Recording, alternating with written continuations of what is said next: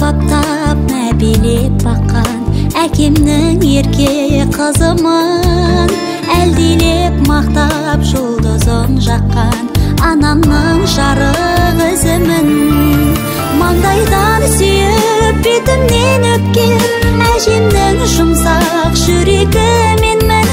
Жаныма нұрлы шуағын төккен атамның асыл тілегі менмін. Дауыл мен желден қорған болатын ағамның нәзік ақ гүлі менмін.